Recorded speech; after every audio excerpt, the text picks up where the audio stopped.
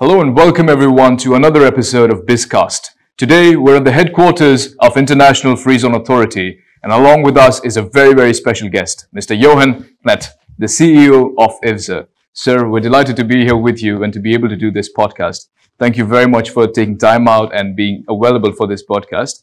I'd rather like to begin this eventful podcast with the first set of questions. Let's start with IFZA's contribution to UAE's economy and its role in fostering economic growth. What are your thoughts on that? So why don't you take it over? Good. First of all, thank you very much. My pleasure to be here. So the I in IFZA stands for international, right? So IFZA is a very internationally oriented free zone community in Dubai. So our purpose is to promote, in the first place, to promote the UAE internationally, globally, to promote Dubai, and also to promote, of course, IFZA, our free zone community, to investors, to startups, to existing companies, and promoting the UAE and, trying to engage with them and trying to attract them to the UAE, to start something here in the UAE. This is our purpose.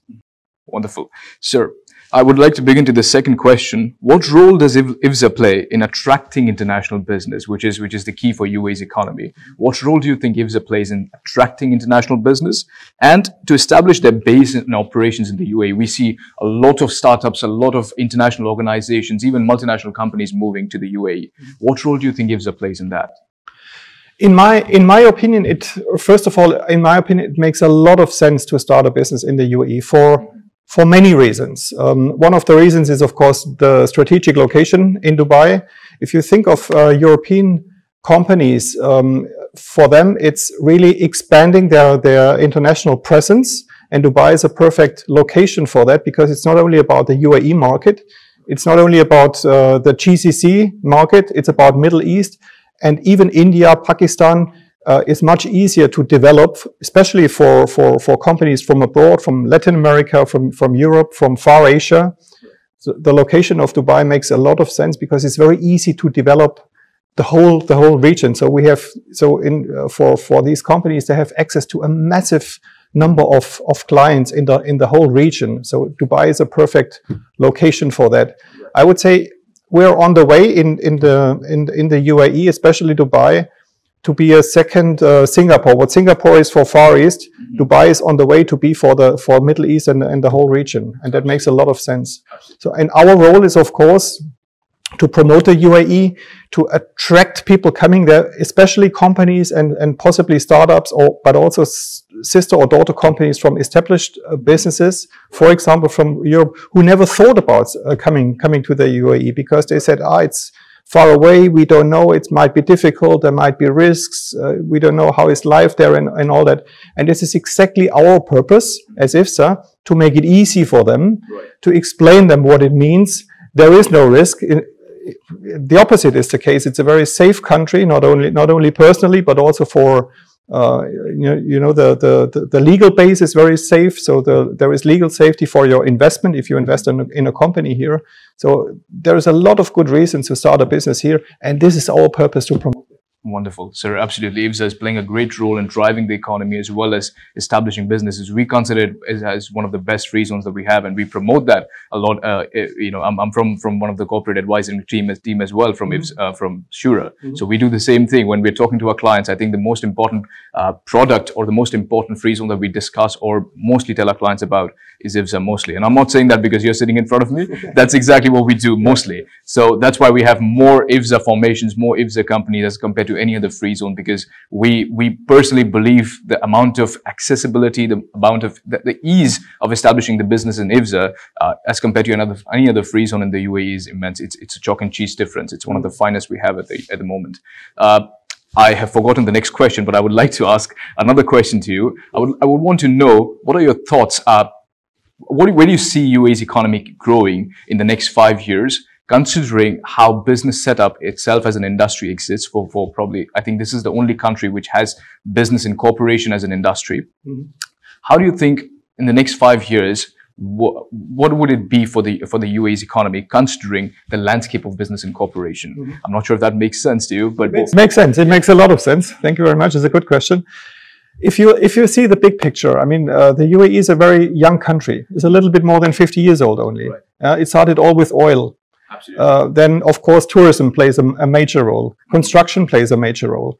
But now, especially Dubai, is on the way to being a very diverse economy. And that's why it's much more interesting for not only the big corporates worldwide, logistic companies or trading companies. It more and more makes sense to have something here also for companies from niche markets, from niche industries. Myself, I have a little bit of experience in setting up businesses for, let's say, medium-sized companies here in the UAE. And it has been very, very successful. As I said, because the whole economy is much more diverse, and it will become much more diverse. And another aspect is, of course, that there will be more and more tech startups here. So living in Dubai, the whole package of living here, working here, and doing business here is really attractive for all kinds of talents from all over the world. Right. So there will be more and more tech people, also from the learning industries, you know, academies and things like that is more and more attractive. And this will bring, again, you know, value to the country, because then you're up to speed. You're not behind like some European countries. They are a little bit behind now. In Dubai or UAE, Abu Dhabi is also there, of course, is really in many aspects overtaking so-called developed countries already. And it's very interesting to see, and it's a big pleasure for us to be a part of this journey and to contribute. Absolutely. So IFZA as a company, and you as the CEO, you sit in the very middle of economic growth of the UAE. Now, if you see a country's growth or you know, an industrial growth in any industrial revolution, it's taken by how the MSMEs grow into big industries, how the medium and small enterprises play a big role in the growth of any country, not just, you know, not considering Dubai or Abu Dhabi or just any country as general. What do you think is the percentage of the MSMEs that you have in IFZA or that you establish in IFZA as compared to, you know, multinational organizations that have well-established structures move to the UAE? And how do you think, how important role do these MSMEs play in the growth of a country as a whole? And how is IFZA assisting these MSMEs? I mean, I'm pretty sure you have more MSMEs formed in IFZA as compared to any multinational organization or any other free zone. So why don't you, I just want to know your thoughts on that.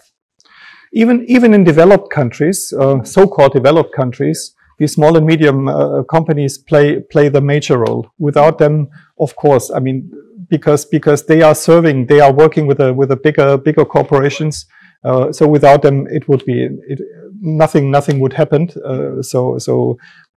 This will not change. Yeah. Right.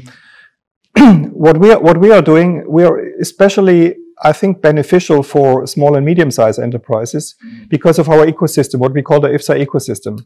So we are really trying to help these companies, as I mentioned before a little bit, to establish themselves, to reduce the risks, you know, to explain them the legal system, to translate it into their language, not only the real language. I mean, we have more than 50 nationalities in IFZA, so we can speak to people from all over the world. Right. Supporting the company information specialist as Shuraa is, but also in things which is not SMEs core business. So imagine if you start a business in a new country for you, there is a lot of things to do. You have to set up your IT, you have to establish a marketing, you have to have a bank account, you have to have insurances and all that, you have to be legally safe, and all this support you can get in our ecosystem. Right. That's why I think we are the best choice, in my opinion, because we really concentrate on that. And why are we doing that? Because we are entrepreneurs ourselves. You know, IFZA was started by entrepreneurs, and we are still entrepreneurs running and managing IFZA by now. So that's why we understand these clients, what challenges they are facing in setting up a business. So this is the ideal situation. Absolutely. That takes me to another question, and I've asked this to all our entrepreneurs, whoever has been on the podcast. I've always been intrigued by the phase of COVID, and I ask this to all my clients, all my you know, founders and co-founders and CEOs that I sit next to, because that was the testing time, of any entrepreneur, any business owner, any CEO for that matter. Yeah. And I've heard that even in those times, IFZA was still producing lots of companies, establishing lots of companies, and there was no economic stagnancy that IFZA faced during that time. I want you to touch base on that particular period, on how you worked with these new organizations that were coming under your landscape on forming the companies in IFZA. How was that particular period of COVID, and how was there a sort of economic stagnancy for the company formations? Was it still growing? And how was IFZA contributing to these new companies that were coming over? And how were you personally dealing with it? There were, I would say, if I remember, almost 4 years ago already, time flies. So there was a very small dip in a time, because there was a lot of uncertainty. Nobody knew how this would develop. But also here, all of us living in this country benefited from the leadership of the UAE, who made really the right decision. So there was a very quick recovery. So then you are the UAE is again in a competitive situation. So an investor compares: shall I start or develop or invest in my business in the UAE or somewhere else? And UAE was again a good choice, because there was a very speedy recovery, and the way of handling the whole COVID was very professional, also very courageous, I must say. But it was the right decision how it was handled. So all of us really benefited. For myself, I mean, I'm the same as everybody else. We just followed the rules, and as I said, benefited from the recovery. Right. And coming back to the last question that I would have for you, I won't take much of your time. The next 5 years, a lot of people say UAE happens to be in a bubble. Can be a real estate bubble, can be a financial bubble. I personally do not believe that. I personally believe this is a constant growth that we would see for the next 10, 15, 20 years. It is growing at a good rate, probably as compared to other countries. It is much faster, which is why people consider it as a bubble. What are your thoughts on that, sir? What do you think about this astronomical growth that we've seen after COVID? And of course, it was growing before COVID as well, but this astronomical growth in the real estate sector, in the industrial sector that we see at the moment, manufacturing, MSMEs, we're growing in all phases, even scientific phases. We had the moon mission last year, I believe, as well. So in all phases, the UAE is growing. A lot of people have this perception that it is sort of a bubble, which would eventually burst in the next 5 years or 3 years. What are your thoughts on that? I do not believe in a bursting bubble, to be honest. I do not believe at all.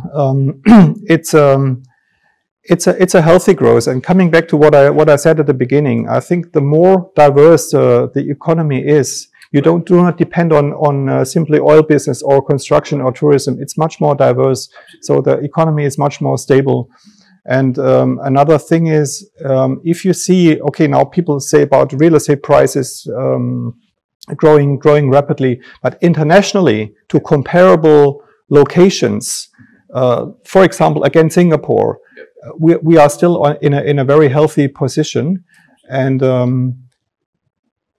a big factor, of course, for me plays the leadership of the UAE and the leadership of Dubai in particular. I mean, if this is stable, and I really believe that the leadership here follows a vision in a very extraordinary way, in a very unbelievable way, to be honest. There is no comparison worldwide who I see a leadership following a vision and having a positive agenda for the whole population, for the Emirati population, but also for the expat population. So I think this is very stable. Of course, there is a little bit ups and downs always, but I personally really believe in the location of the UAE to start something to invest your money in long term. It's politically stable. It's economically more and more stable. Right. So that's positive. Wonderful. Now, I don't get to sit with the CEOs of such great organizations every day, but since you're sitting here, leadership is a very important part of anything you do. Yes. Not just running a company. Education needs leadership. Politics needs leadership. In all aspects of life, the leadership is the most important thing. And there's two schools of thoughts. One says leaders are born. One says leaders are made. I'm personally of the opinion that leaders are made with, of course, their environment, with the nurturing, with their experiences. You're an incredible leader yourself. Why don't you touch base upon 3 points that you think are the most important that a leader needs to possess, or that defines a good leader? Just three things that you consider are the most important aspects of leadership in an individual as a leader. And that would be my last question to you. Okay. It's a pretty, I mean, to select 3 aspects is not a lot. There is, because it's a lot. Number one is of course to see the big picture. Yeah, not to see, let's say, only your business and only making money. You have to see the big picture, and most important is people. Not only our own people, our own employees, but it's our professional partners. Like Shuraa is a very important stakeholder for us. Our clients, but also the big public. And then we're coming to programs like CSR, corporate social responsibility. What does that mean? Environment is something also any leader, actually any human being on this planet should really be aware of the challenges we are facing, and everybody can contribute. I myself, I'm trying hard to contribute, but also IFZA is trying hard to contribute in the sector of environment, social responsibility, and to look after our people. We now have the appreciation week this week for our staff, but also looking after people who are not that lucky in life. For example, children with determination. This is a very important aspect. There is initiatives in IFZA for that, but also economical. Yeah, we're coming back to the business, helping the startups to develop. And there is, as a leader, for me, there is nothing better to see than somebody growing, right? Not in all aspects, you know, and not only in economical aspect, but also as a personality. If you see somebody of your staff growing into higher positions and taking more responsibility, this is the best in life you can get. And it's not about the ego of the CEO. This is absolutely secondary. It's about a community, and the community means the family, the company, you know, the country we are living in, and with all the stakeholders. I think this is the most important. That is the most complete answer I've got on leadership. So thank you very much. It's been a pleasure to be with Mr. Jochen. I really thank you for your time, sir. And that's the end of our episode, ladies and gentlemen. Thank you very much for tuning in. And sir, thank you very much for your time. Really appreciate it. And just one last thing before we leave. If you were to give an advice to, let's say, the teenagers, the youngsters, I'm not a teenager anymore, but youngsters like me who would want to be entrepreneurs in the future, what would be that one advice that you'd like to give them? Or one advice that you would have given yourself 10 years back? One advice that you'd give to our viewers who are below 25 years old and they want to be entrepreneurs and come to Dubai and, you know, form their companies in IFZA possibly. Yeah. What would be that one advice? Just a line or a sentence. What would you leave them with? I would say if you have a good idea and you are convinced about your idea, right, just do it. Absolutely. It is a step by step. Don't believe that it's a very long journey, and don't think about the risk and everything. Just go step by step. Do it, and you will always find somebody to help you, to give you advice in your journey. But you have to start, make your first step and do it. Be courageous. This is the most important. Absolutely. Thank you very much for that, sir. Really appreciate it. Thank you so much, ladies and gentlemen. And that's the end of our podcast with Mr. Jochen. Thank you, sir. You're welcome.